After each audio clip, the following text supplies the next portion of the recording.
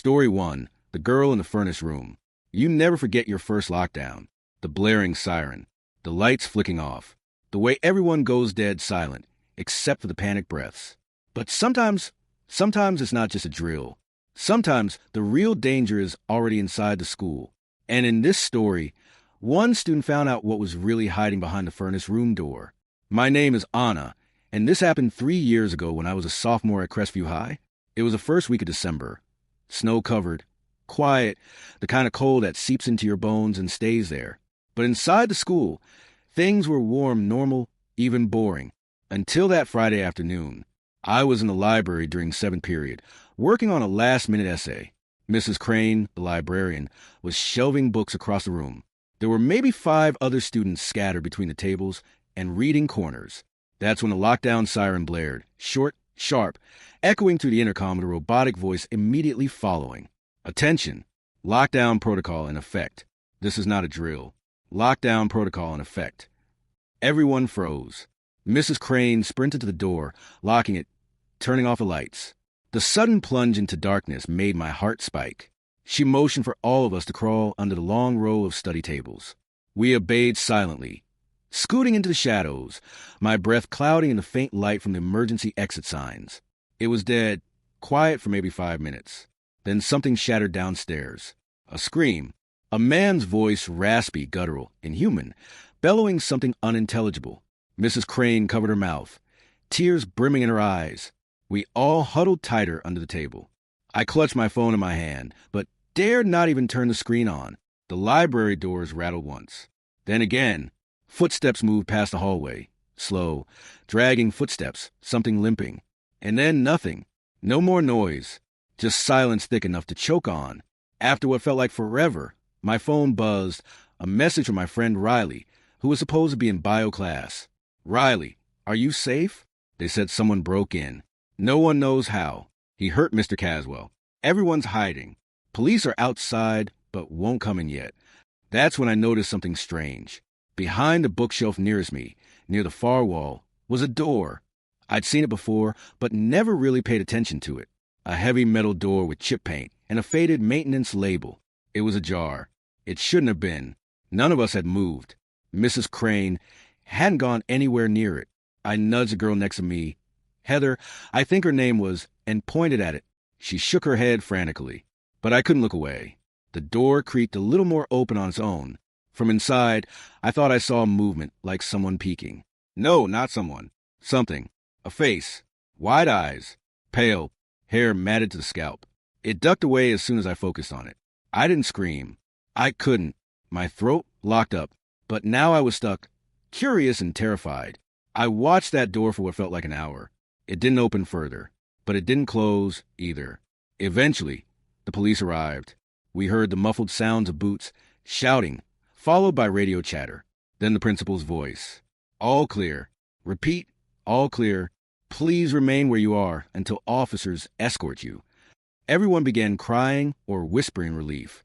Mrs. Crane turned on the lights and unlocked the doors, waving the officers inside. They checked every room and hallway. Found no intruder. No one at all. But here's the thing. When I pointed out the furnace room door, one of the officers blinked at me like I was crazy. "There's no room back there," he said. "Just a brick wall. There's never been a door there." But it was still open. We walked over, and to my horror, it was just a wall now, as if someone had sealed it up in seconds. Even the floor tiles were smooth, undisturbed. He looked at me like I was imagining things. But I know what I saw, and I wasn't the only one. As we were escorted out, Heather leaned in and whispered. "You saw her too, didn't you? The girl with no mouth." I never went back to that library again. A month later, a student named Kyle claimed he saw the same door open during detention. He tried to record it. The footage corrupted. He went missing a week later. Some say Crestview High was built over something older, an orphanage that burned down in the 1930s. Dozens of children died locked in the basement, crying for help that never came. And now, sometimes when a lockdown siren wails, you don't just hide from danger. You hide from her. Because if that furnace room door opens lockdown again, that never ended, she might come out looking for company. What would you do if you followed every lockdown rule, but no one came to let you out? What if the intercom never turned off, and the hallways stayed silent, and you realized something had gone very, very wrong? This is a story of a student who survived a lockdown that didn't end when it should have, because the real horror wasn't outside the classroom. It was time itself. My name is Elijah, and this happened to me during my junior year at Ridgefield High, a quiet suburban school with a perfect safety record and a mascot no one took seriously, the groundhog. It started on a Wednesday in early March. I remember that because it was the week before spring break, and everyone was already mentally gone. Teachers gave up. Students dozed off. I was sitting in room 3B, Mr. Langston's history class, dozing at my desk. Then, at 2:14 p.m., the lockdown alarm went off. That familiar beezy's, followed by the mechanical voice. Lockdown in effect. This is not a drill. Please initiate all safety protocols immediately. We all snapped up. Mr. Langston reacted quickly, turning off lights, locking the door, pulling the blackout curtain over the door window. Phones off. Silence, he said. We followed routine, crouching by the wall out of view from the hallway. I remember the tension building in my chest. Not quite fear, but unease. Mr. Langston stayed calm, whispering that it was probably a false alarm, but even he looked a little pale. 10 minutes passed. 15. 30. No announcement. No sirens. No footsteps. Nothing. Mr. Langston finally muttered, "This is taking too long," and crept toward the classroom phone. He lifted the receiver, pressed a button, waited. Nothing. No dial tone. His brow furrowed. He picked up his cell phone and tried to call the front office. No signal. I checked mine. Dead. No bars. Everyone's phone was useless. Even then, I was thinking, maybe it's a tower issue? Maybe they're just being cautious? But then the lights flickered. Just once. A soft buzzing filled the room. Not from outside. From above. Like a faint vibration humming through the ceiling tiles. It went silent again. Mr. Langston whispered, "Stay put. I'll be right back." "Wait. No. We're not supposed to." I started, but he was already unlocking the door, peeking out. He opened it slowly and stepped into the hallway. He was gone for less than 30 seconds. When he came back, he looked different. His face was slack, pale. He stared straight ahead, blinking too slowly, like he was trying to wake from a dream. "Everything is fine," he said. Those 3 words. Perfectly calm. Too calm. He sat down at his desk and just stared at the wall. We waited. The clock said 3 p.m., but the bell never rang. Then it said 4:17. No movement outside. No sound. When it reached 5:45, I whispered, "Shouldn't someone have come by now?" And that's when Jonah, class clown loudmouth, stood up and said, "I'm not doing this anymore. It's obviously a prank or glitch. I'm leaving." He stormed to the door, yanked it open, and screamed. We all jumped to our feet, but when we reached the doorway, the hallway was just gone. Gone. Not empty. Not dark. Gone. It was like someone had sliced the school off with a blade and left nothing behind. White fog swirled outside the door, thick as paint. No lockers. No floor tiles. Just void. Jonah backed away, hyperventilating. It wasn't like that before, I swear. When I peeked earlier, it was still the hallway. Mr. Langston didn't react. Didn't blink. He just kept saying, "Everything is fine." Every time we tried to talk to him, he just repeated that line, over and over, like a loop. We tried the windows next. Room 3B faced the south parking lot, but now it just looked out onto static, like an old TV screen with no signal. Black and gray snow, flickering endlessly. We stayed in that classroom for what felt like hours, but the clock never changed again. It was always 5:45. At some point, the lights flickered out completely. The emergency backup lighting didn't kick in.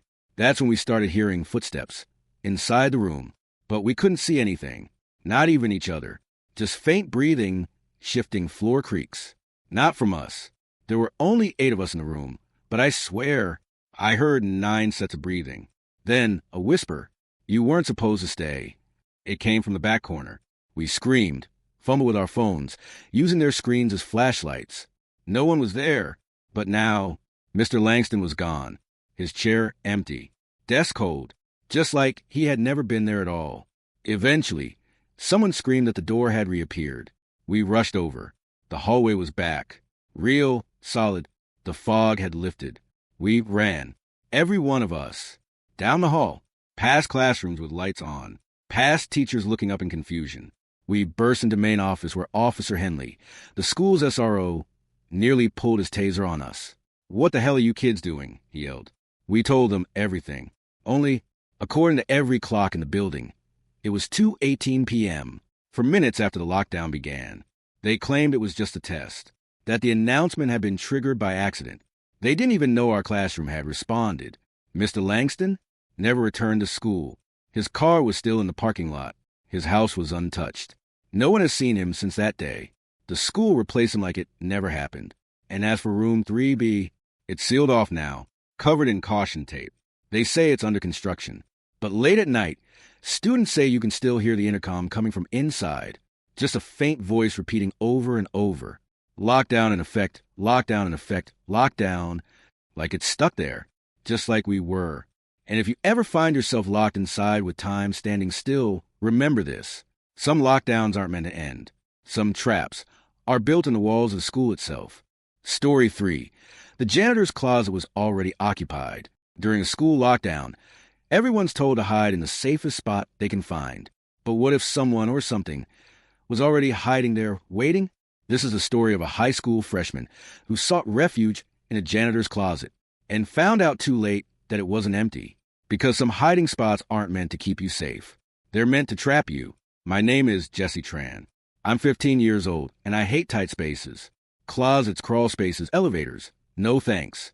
So, of course, when the lockdown alarm blared during 7th period biology, the first place I was herded into was a janitor's supply closet. The intercom screeched to life. Lockdown. This is not a drill. All students and staff, secure your location immediately. We all froze. Mrs. Park tried to keep us calm, but you could hear the tension in her voice. She turned off the lights and told us to get to the back of the room, behind the counters. But we had big windows in that class, wide open, no curtains. Total vulnerability. Too exposed, she whispered. Jesse, closet, go. It was right behind a lab safety station, barely 4 feet wide. I hesitated. I can just crouch here, I offered. No time, just go. So I went.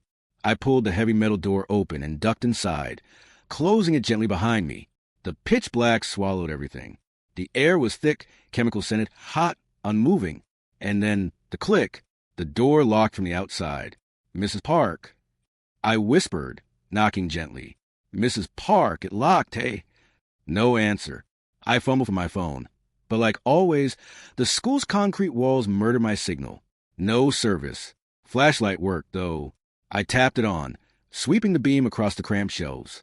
Bleach, mop heads, a cracked mirror, and in the corner, something that wasn't supposed to be there. A person, sitting, perfectly still.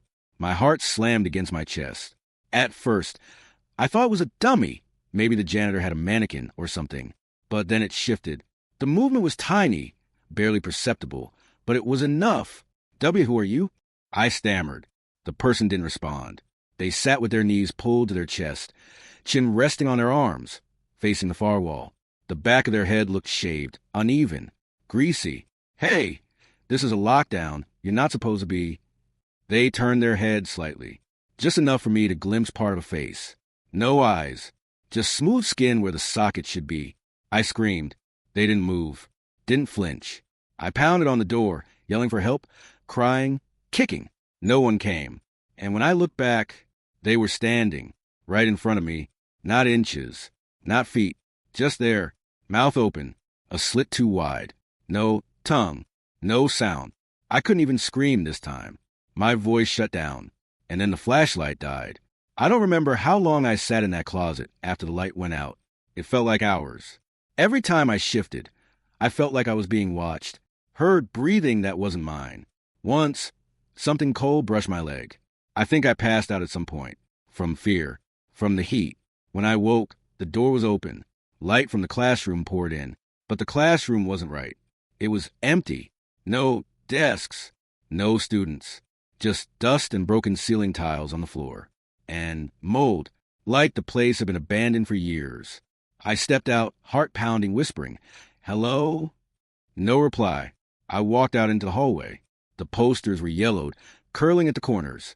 Lockers were rusted shut. I checked the wall clock. The hands didn't move. I looked at my phone. Still dead. That's when I saw her, Mrs. Park, standing at the far end of the hallway, her back to me, Mrs. Park! I shouted, running toward her. She didn't turn, didn't acknowledge me, just stood still, twitching slightly. When I got closer, I realized she wasn't standing. She was hanging, her feet hovering inches above the floor. And when I looked into her face, it wasn't hers anymore. I ran, down hallways that twisted in ways they shouldn't have. I passed the cafeteria, but it was upside down. Tables on the ceiling, food trays floating in the air. I passed the gym, where basketballs bounced by themselves, each thud echoing like gunshots. I finally found the main office, but the front doors were bricked over, like they'd never been doors at all. No way out, and the loudspeaker crackled to life again. Janitor to closet 3. Repeat, janitor to closet 3. The same sentence, over and over. I followed the noise. Something in me knew I wasn't done with that closet. When I got back to the supply room, the door was wide open. Inside, that figure was still there, facing the wall again. Only now they were humming, a low, tuneless hum, like a lullaby with no melody. Then they spoke, not aloud, in my head. You weren't supposed to see, but you saw, so now you stay. I backed away, slipped, fell. When I looked up, the door slammed shut on its own. I woke up on a stretcher, paramedics surrounding me, lights, sirens, questions. They said the lockdown lasted 17 minutes. They said Mrs. Park found me collapsed in the closet when it ended, that I'd had a panic attack, that there was no one in there with me. But Mrs. Park refuses to go near that room now. She quit teaching the same week. And the janitor? He quit too, left no forwarding address. Just a note taped to the mop closet door. It wasn't me in there. You brought it back. To this day, I can't walk past any closet without flinching, because I know that thing didn't live in the school. It was trapped in the dark, and I opened the door. Story 4. The music room played a song no one wrote. During a school lockdown, silence can feel suffocating. But what happens when silence is broken? By a song no one remembers writing, played by instruments no one is touching? This is the story of a senior music student who thought the band room was a safe place during a drill, until the instruments began to play on their own, and the music called something ancient that never left. My name is Daniel Cruz, and I was the last student ever allowed to use the music room at Briar Ridge High. It wasn't a punishment. It was a warning. Let me tell you why. It started 3 months before graduation. I was a senior, first chair saxophone in the school jazz band, and the music room was like a second home. Some students hid in the bathrooms to avoid people.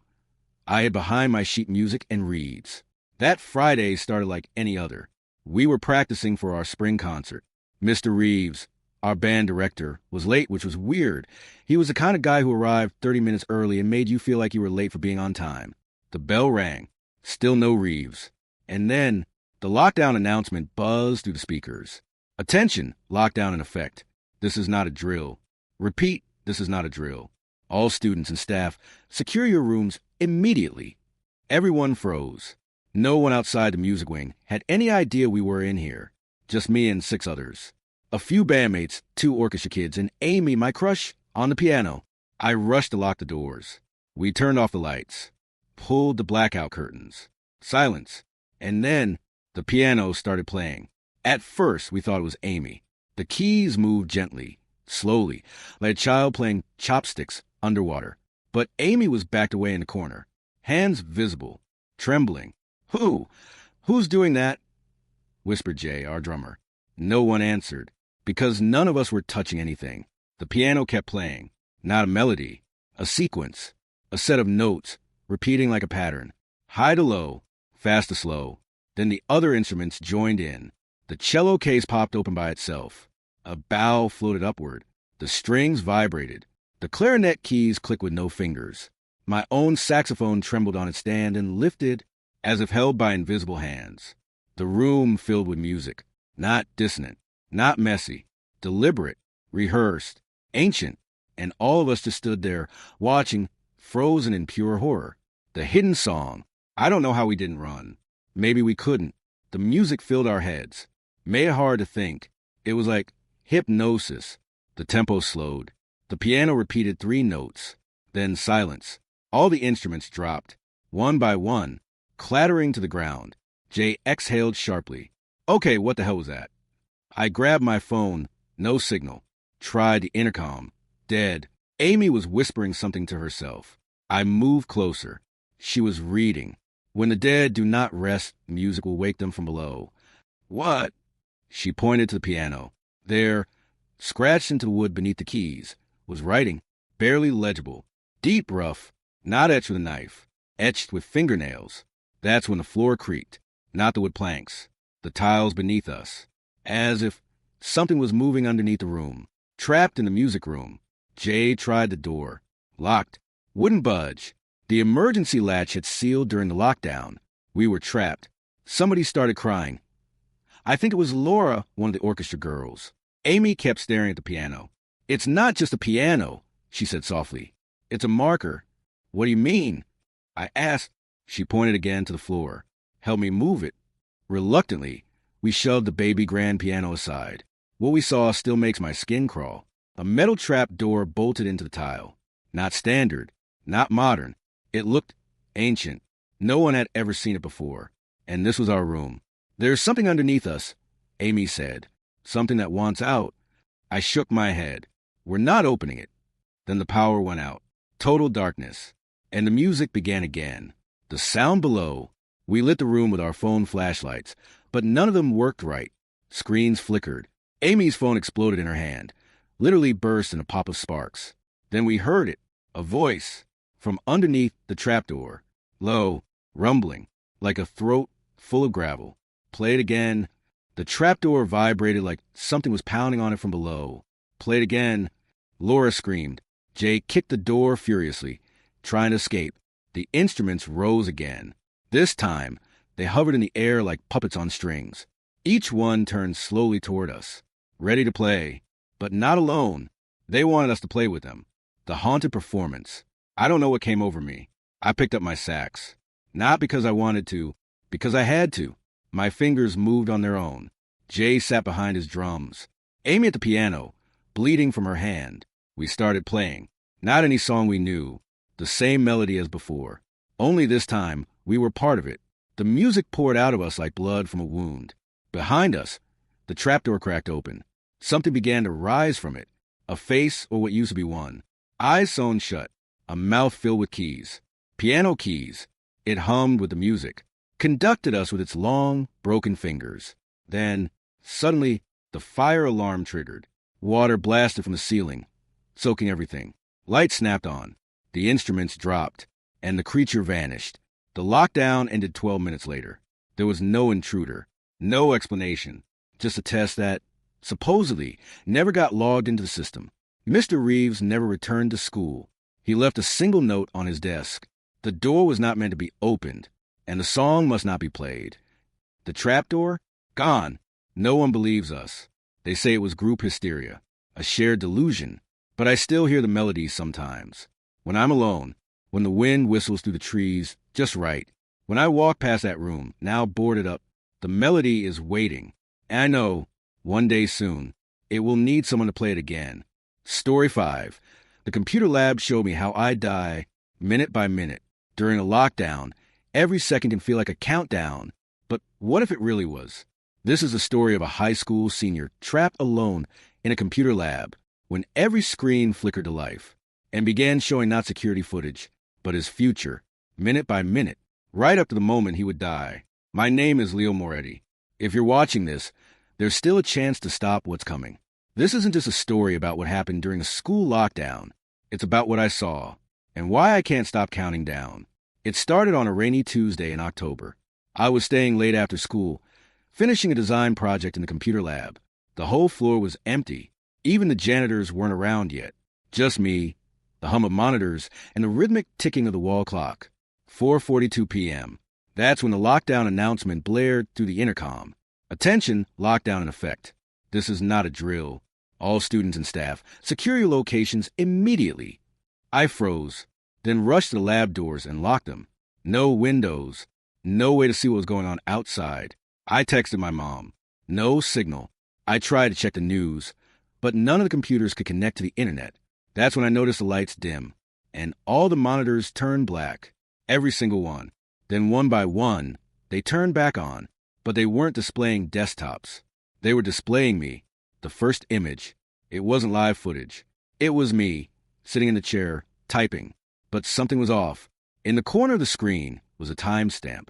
4:47 p.m., Leo Moretti, subject begins to panic. I looked at the wall clock. It was 4:44.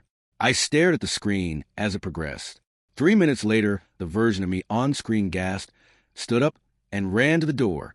Then, something slammed into it from the outside. Hard. He backed away, and the screen went black. I checked the hallway. Nothing there. Still silent. Still alone. I tried turning off the monitors, but they wouldn't respond. Not to the mouse, not to the power buttons. I backed into a corner as they flickered again. New timestamp. 4:51 p.m. Leo attempts to hide. The observer enters. Observer? What observer? I turned back to the door. Locked. Then I noticed something. A figure standing behind the glass of the door. Not moving. No face. Just blackness. The countdown begins. The power in the lab surged. The light strobed. The screens flickered to life with more footage. Not just one monitor. All 32. Each showing a different moment of my future. Some showed me curled in the fetal position. Some showed me screaming into a dead phone. One showed me bleeding from the eyes with the words. 5:06 p.m. Leo's vision fails. Observer is now inside. I slammed my laptop shut and bolted to the door again. Still locked. The figure gone. But then a tap on the glass. Soft. Measured. I spun around. There was no one there. But on the screen, the footage showed the door opening, me backing away, and the observer stepping into the room. No face. No features. Just black static in the shape of a man. Its presence made the pixels around it glitch. It didn't walk. It slid, trapped in the future. I pulled a chair in front of the door, shoved a cabinet against it. Anything to barricade myself inside. Then I unplugged every computer. Every single one. But the footage kept playing. They weren't powered by anything. The screens were dead. But the images continued. I saw myself banging on the walls, trying to climb into the ceiling vent, crying. And then one screen showed me looking directly into the camera. But I was smiling, bleeding, and in my hand, a scalpel. There's no scalpels in the computer lab. Not usually. But when I opened the drawer by the teacher's desk, there it was, a single bloodstained scalpel. The observer enters. The room grew cold, freezing. My breath fogged in front of me. I turned, and there it stood, the observer. Not a ghost, not a man, just absence. Its shape flickered like old tape. Its head cocked sideways, like studying me. On screen, the timestamp read, 5:11 p.m., final frame. Leo understands. And then every monitor showed the same image. Me, looking at the observer, scalpel in hand, cutting open the back of my own neck, as if removing something. I fell back, screaming, but something moved beneath my skin, a bulge under my scalp, a click in my head, like a shutter snapping. And I suddenly remembered, something I never should have, the glitch in time. It wasn't a normal lockdown.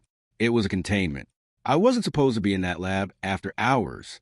No one was, because something in that lab isn't bound by time. The observer doesn't hunt in the present. It pulls you into your own future, traps you in inevitability. It shows you how it ends, and then makes it happen. The footage wasn't a warning. It was a script, and I was following it. Every second, every move, until I broke one thing. I smashed every screen, every keyboard, every camera. Then, I turned my phone's flashlight on and carved one word into the wall. Don't watch. And just like that, the power snapped off, and the door unlocked. Conclusion. When the school found me, I was unconscious. The lab was scorched, melted monitors, fused metal. No security footage survived. They said the lockdown never happened, that I was hallucinating. Stress, dehydration, exhaustion. But I know what I saw. I know what the observer is. And I know what it showed me, because I still have the last screen burned into my memory.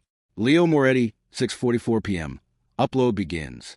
I don't know what's uploading, or where it's going, but my nose bleeds sometimes now. And when I close my eyes, I don't dream anymore. I just see screens, flickering, showing me the moment I die.